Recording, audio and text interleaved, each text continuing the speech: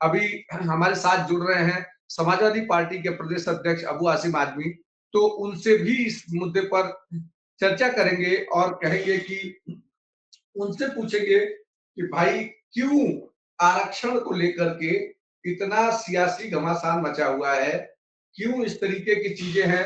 अबू आसिम आजमी साहब जुड़ गए हैं। भाई साहब, भारत एक्सप्रेस में आपका बहुत बहुत भारत एक्सप्रेस में आपका बहुत बहुत धन्यवाद। आप स्वागत है आपका कि आपने ज्वाइन किया। एक ऐसा आरक्षण जो कभी मुसलमानों को मिला ही नहीं, उसको कल महाराष्ट्र सरकार ने रद्द कर दिया और कहा कि हम धर्म के आधार पर जो आरक्षण दे रहे थे वो नहीं देंगे। क्या मुसलमानों को आरक्षण मिल रहा था? वो क्या थी उसकी सच्चाई? देखिए, ऐसा है ना, ये इस सरकार ने तय किया है कि हमें हमें डेवलपमेंट पे कोई बात नहीं करना है, मुसलमानों को बेइज्जत करना है, मुसलमानों को तबाह बर्बाद करना है।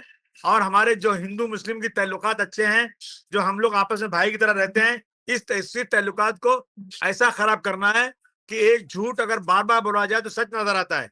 देखिए, 2014 में कांग्रेस और एनसीपी की सरकार थी। इन्होंने अनाउंस किया था कि हम 5% मुसलमानों को रिजर्वेशन एजुकेशन में और एम्प्लॉयमेंट में देंगे और 16% मराठा भाइयों का रिजर्वेशन देंगे। उसके बाद कुछ लोग कोर्ट चले गए। अभी उन्होंने जीआर नहीं लाया, सिर्फ इन्होंने अनाउंस किया, कानून नहीं बनाया। कोर्ट ने कहा कि 5% एजुकेशन में तुरंत दे दिया जाए और एम्प्लॉयमेंट का अभी उसका डिस्कशन बाकी है, बाद में इसका फैसला होगा। और 16% मराठा समाज का नहीं मिलना चाहिए, नहीं दे सकते, ये भी कोर्ट ने कहा था। हम चाहते सबको मिले। उसके बाद 6 महीना हो गया, ये जो है ये लैप्स हो गया।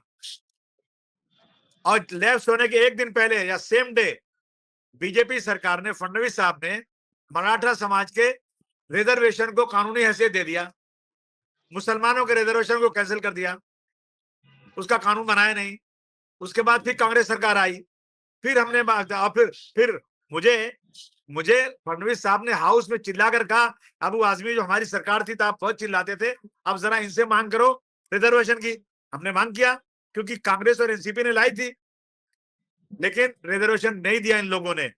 राजेंद्र सच्चर साहब जो सुप्रीम कोर्ट के जज, रंगनाथ मिश्रा साहब जो सुप्रीम कोर्ट के जज, उसका रहमान कमेटी जो आईएएस अफसर, इन सारे लोगों ने पूरे देश का भ्रमण किया, पूरे देश में माइनॉरिटीज की हालत बताई जो सरकार ने कही थी, और ये कहा कि मुसलमानों की हालत भारतवर्ष में दलितों से भी ज्यादा बदतर है, मुसलमान बहुत पिछड़ा हुआ है, इसको रिजर्वेशन 10% मिलना चाहिए। तो फडणवीस साहब से मैं पूछना चाहता हूं कि जब जजेस, सुप्रीम कोर्ट के जजेस कह रहे हैं कि इन मुसलमानों को रिजर्वेशन मिले, तो आप कैसे कह सकते हैं इनको धर्म के नाम पर नहीं? धर्म के नाम पर मांगा ही नहीं जा रहा है, मांगा जा रहा है उस नाम से जिस नाम से रिजर्वेशन मिलना चाहिए, ये डिप्रेस मुस्लिम के नाम पे। और आज ये कह रहे हैं कि हमने रिजर्वेशन खत्म कर दिया। अरे कब दिया था आपने? आप क्यों दिशा भूल कर रहे हो? क्यों एक नया इशू ला करके हमारे हिंदू भाइयों को खुश कर रहे हो कि हमने मुसलमानों को यहाँ भी तकलीफ में डाल दिया है? ये झूठ है, रिजर्वेशन कभी मिला नहीं था आज तक। अरे लेकिन आप मुझे भी याद है कि आप विधानसभा के अंदर और बाहर कई बार ये मुद्दा उठाते रहे कि अगर मराठाओं को आरक्षण के लिए सरकार इतनी कोशिशें कर रही है, तो मुसलमानों के आरक्षण को क्यों बंद किया गया? और जो आरक्षण पहले ही बंद हो गया, जो हाईकोर्ट के ऑर्डर के बाद खत्म हुआ, जिसमें सरकार ने कोई कदम नहीं उठाया, अचानक कल देर शाम को एक नोटिफिकेशन आता है कि मुसलमानों को 5% आरक्षण जो मिल रहा था वो बंद कर दिया गया। क्या मुसलमानों को आरक्षण मिल रहा था या फिर ये अचानक ये लाया गया किसी राजनीतिक मंशा से या कहीं चुनाव है उसके मद्देनजर? देखिए, ऐसा है कि शेर जब एक बार खून खा लेता है, उसको उसको नजर आता है कि खून पियो, ढूंढता है। ये सरकार को एक बार ऐसा लग गया कि हम इस देश में चाहे डेवलपमेंट की बात करें या ना करें, लेकिन हम मुस्लिम इश्यूज उठा करके मुसलमानों को बदनाम करें। अब बताइए मुझे, सोच लीजिए आप कि इस देश में हमारे गैर मुस्लिम भाइयों की तादाद 85% है, मुसलमानों की तादाद 15% है। इनका राष्ट्रपति राष्ट्रपति हिंदू है, प्रधानमंत्री हिंदू है, सारा मंत्रिमंडल हिंदू है, सारे देश के चीफ मिनिस्टर्स हिंदू हैं, मुस्लिम मैक्सिमम है, एमएलए एमपी हिंदू हैं। उसके बाद भी 15% मुसलमानों से हिंदुओं को डराया जा रहा है। ये क्या सच कोई मान सकता है क्या? ऐसे इश्यूज ला करके ना बार बार सिर्फ और सिर्फ मुसलमानों को नीचा दिखा करके ये लोग मेजॉरिटी को खुश करना चाहते हैं। मैं समझता हूँ मेजॉरिटी अब समझ चुकी है, जरूर इनका जो है इनका भेद खुलेगा। क्या चुनावी मुद्दा सेट किया जा रहा है कहीं दूसरी जगह के लिए महाराष्ट्र से, या फिर महाराष्ट्र में सही में आरक्षण की स्थिति थी और जिसको कैंसिल कर दिया गया? अरे भाई कहाँ थी स्थिति? 2014 का अनाउंस किया हुआ, 2025 आ गया, आज तक फडणवीस साहब बोलते रहे कि हम रिजर्वेशन नहीं देंगे मुसलमानों को, ये बोलते रहे। तो ये सिर्फ और सिर्फ चुनावी मुद्दा है, झूठ बोलने का। मैं आम जनता से कहना चाहता हूं, जितने लोग मेरी बात सुन रहे हैं, कि ये आज तक कोई रिजर्वेशन नहीं दिया था इन्होंने 5%, ये कैंसिल कैसे कर रहे हैं? दिया ही नहीं तो। ये सिर्फ और सिर्फ ये लोगों के दिलो दिमाग में गलत फहमी पैदा करके वोट लेना चाहते हैं और कुछ नहीं। क्या अचानक ये मुद्दे को लाना ऐसे समय में जब महाराष्ट्र में कोई चुनाव नहीं है, अचानक नोटिफिकेशन आ जाना, इसके पीछे क्या वजह दिखते हैं?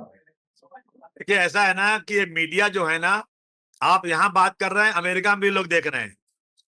इलेक्शन है देश में, कहीं ना कहीं रहता है। अभी इलेक्शन तुरंत होने वाला है वेस्ट बंगाल में, यूपी में होने वाला है।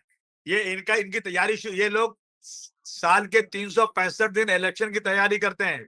और हमारे प्रधानमंत्री जी जो है ना, ये समझिए कि ये जो है सिर्फ पार्टी का प्रचार मंत्री बन चुके हैं। ये लोग बार बार ये मुद्दा ला करके सिर्फ और सिर्फ पोलराइजेशन करना चाहते हैं। इलेक्शन कहीं ना कहीं तो रहता ही है। सामने विधानसभा का सत्र है और ऐसे में इस मुद्दे से क्या ये सरकार बताना चाह रही है कि विधानसभा का सत्र जो आप लोग विकास के मुद्दे पर बात करेंगे कि भुवंडी में क्या नहीं हुआ, मुंबई में क्या नहीं हुआ, महाराष्ट्र में क्या हुआ और क्या नहीं हुआ, इससे डाइवर्ट करके क्या सरकार इस पूरे विधानसभा सत्र को हिंदू मुस्लिम की तरफ डाइवर्ट करेगी, क्योंकि सामने विधानसभा सत्र है? नहीं, बिल्कुल सही बात है, ऐसे ही लगता है ना। देखिए अभी इन्होंने लाया एक जो है वंदे मातरम, वंदे मातरम चल रहा है पहले से, कौन वंदे मातरम चल ही रहा है, अभी नया लाके इसको सोचा छोड़ दिया इन्होंने। कौन आ जाता है, घबरा जाता है यार। एक मिनट, हाँ तो आवाज आ रही है ना? हाँ आ रही है, बताइए, कंटिन्यू। टीपू सुल्तान रहमतुल्लाह अलैह का नाम लाया। टीपू सुल्तान रहमतुल्लाह अलैह के बारे में आप देख लीजिए, आप उनकी फोटो जो है, उनके बारे में जो है संविधान के बुक में लिखा हुआ है। वहां सिग्नेचर जवाहरलाल नेहरू साहब के है, पटेल साहब की है, सारे बड़े बड़े, उसके बाद है डॉक्टर भीमराव अम्बेडकर साहब की है। सारे देश के बड़े नेता, इन लोगों ने इनको अप्रिशिएट किया हुआ है और इन्होंने अंग्रेजों से बहुत लंबी लड़ाई लड़ी। अब इनको गद्दार बताया जा रहा है, इनके खिलाफ कोई बात करेगा उसमें मुकदमा हो जाएगा। तो ये सब चीजें लाने का मतलब यही है ना कि ये सिर्फ और सिर्फ धर्म के नाम पर लोगों को वर्गला रहे हैं, बेवकूफ बना रहे हैं और इसी में सत्ता में बैठे रहना चाहते हैं। क्या विधानसभा सत्र में भी यही मुद्दा रहेगा विकास की जगह? क्योंकि बजट सत्र है, ऐसे में बहुत सारी डिमांड विधानसभा क्षेत्रों से भी आएंगी, सरकार उनको पूरा करने जा रही है, या फिर इस तरीके के मुद्दों से विधानसभा सत्र कहीं ना कहीं हंगामे की भेंट चढ़ सकता है? हाँ, हो सकता है, बिल्कुल हो सकता है। अगर ये सब इशू लाएंगे तो विपक्ष के लोग तो उसको क्लियर तो करेंगे ना, तो इस पे हंगामा करेंगे और बातचीत जो मेन चीजें हैं उसको अवॉइड करेंगे। तो आने वाले समय में सरकार से क्या मांग रख रहे हैं? सरकार से क्या मांग रखेंगे कि इन बजट इन चीजों के अलावा बंद होना चाहिए, या इन चीजों के अलावा भी बजट से जुड़ी भी चीजें हों, विकास के नाम पर भी कुछ हो? मैं सरकार से कहूंगा, दुनिया में एआई बढ़ रहा है, दुनिया कहां से कहां जा रही है और हम लोग मंदिर मस्जिद और हिंदू मुस्लिम में फंसे हुए हैं, पाकिस्तान हिंदुस्तान में फंसे हुए हैं। हमें जिस तरह से जो भी डेवलप कंट्रीज हैं उनका क्या इश्यू रहता है, हमें यहाँ पर देखना है कि हमारे किसानों की आत्महत्या बंद हो जाए, हमारे हर हाथ में कुछ कारोबार मिले, रोजी रोटी लोगों को मिले, 85 करोड़ लोगों को राशन दिया जाता है, उनकी इतनी आमदनी हो जाए कि उनको सरकार के सामने 5 किलो राशन के लिए हाथ नहीं फैलाना पड़े। आजमी साहब, बीजेपी कह रही है कि जिस तरीके से ये तमाम सारा मुद्दा सामने आ रहा है, भविष्य में ऐसे नोटिफिकेशन के आधार पर फायदा उठा सकती हैं पार्टियां और फिर से आरक्षण ला सकती हैं मुसलमानों को धर्म के नाम पर, इसलिए हमने ये नोटिफिकेशन निकाल दिया। देखिए ये इशू खत्म हो चुका था, क्योंकि बीजेपी से ये उम्मीद ही नहीं है। बीजेपी के जो है इनके चीफ मिनिस्टर साहब बार-बार बोल चुके हैं कि हम मुसलमानों को रिजर्वेशन नहीं देंगे। बड़ी कड़वी-कड़वी बातें बोल चुके हैं। इसलिए ये इशू असेंबली में उठाने का सवाल ही पैदा नहीं होता था। लेकिन इन्होंने जानबूझकर इसको लाया ताकि इस इशू को उठाया जाए और इसका फायदा उठाकर ये पोलराइज करें। इस पे जितनी बहस होगी, जितनी हम मांग करेंगे ना, उतना ही इनको पोलराइज करने में आसानी होगी। हमें इस इशू को भूल जाना है, हमें इस इशू को उठाना ही नहीं है, क्योंकि इशू उठाना और इनको फायदा उठाना, जैसे कुछ पार्टियां कहती हैं कि हम जो है हम अब की बार जो है चीफ मिनिस्टर बुर्के वाली को बना देंगे। वो बनाएंगे नहीं, ये उनकी तरफ से बोलवाया जाता है ताकि पोलराइजेशन हो जाए। कुछ कहते हैं बुर्के वाली को मेयर बना देंगे। कांग्रेस आज ऐसे प्रेस इशू कॉन्फ्रेंस, मुंबई में आज कांग्रेस प्रेस कॉन्फ्रेंस करती है और कहती है कि इसका निषेध करेंगे हम, और वही कांग्रेस जब सत्ता में आती है तो मुसलमानों की हित की बात करती नहीं है। तब वो मराठा रिजर्वेशन के लिए कोर्ट जाते हैं, लेकिन मुस्लिम आरक्षण के लिए कोर्ट नहीं जाते। आज प्रेस कॉन्फ्रेंस करके महाराष्ट्र प्रदेश में कांग्रेस के नेता ये कहते हैं कि सरकार ये गलत कर रही है। इसके मायने क्या है? अब ऐसे अब मैं क्या बताऊं आपको। हमने जब भी असेंबली में उठाने की कोशिश किया तो कांग्रेसियों ने मुझे कहा कि आसिम भाई बैठ जाइए, इससे पोलराइजेशन हो जाएगा। अब बताइए, इससे कांग्रेस बोल रही है आप ही ने इशू लाया था।